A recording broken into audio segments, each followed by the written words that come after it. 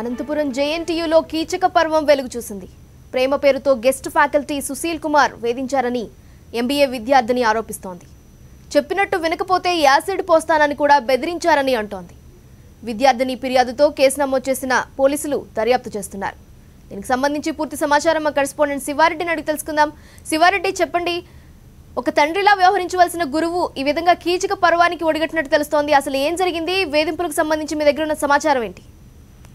ఖచ్చితంగా నీలిమ, విద్యా బుద్ధులు నేర్పాల్సిన అధ్యాపకుడు విద్యార్థినిపై లైంగిక వేధింపులకు పాల్పడిన ఘటన ఆలస్యంగానే వెలుగు చూసి, ఎందుకంటే పోలీసులకు ఫిర్యాదు చేయడంతో అధ్యాపకుడి భాగోతం ఒక్కొక్కటిగా వెలుగు చూస్తున్న పరిస్థితి కనిపిస్తోంది. అనంతపురం జేఎన్టీలో గెస్ట్ ఫ్యాకల్టీగా సుశీల్ కుమార్ పనిచేస్తున్నారు. ఎంబీఏ విద్యార్థిని కదిరి ప్రాంతానికి చెందిన అమ్మాయి అక్కడే చదువుతుంది. ఈ నేపథ్యంలోనే చాలా కాలం పాటు అమ్మాయితో స్నేహం, అదేవిధంగా ప్రేమ పేరుతో వేధించడం మొదలు పెట్టాడు. పదే పదే ఫోన్లు చేయడం, అసభ్య పదజాలంతో అశ్లీల ఫొటోస్ ను కూడా పంపిస్తున్న దాఖలు కూడా ఉన్నాయని ఆమె చాలా స్పష్టంగా ఆరోపిస్తున్న పరిస్థితి కనిపిస్తుంది.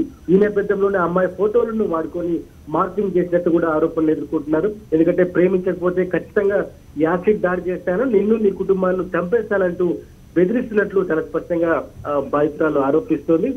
కొద్దిసేపటి కిందట అనంతపురం జిల్లా కదిరి పోలీసులను బాధితురాలు ఆశ్రయించింది. ఈ నేపథ్యంలోనే కదిరి పోలీసులు 307, 341, 326, 354, 509, 506 సెక్షన్ల కింద కేసు నమోదు చేసుకుని ప్రస్తుతం అధ్యాపకుడు సుశీల్ కుమార్ కోసం గాలిస్తున్నారు.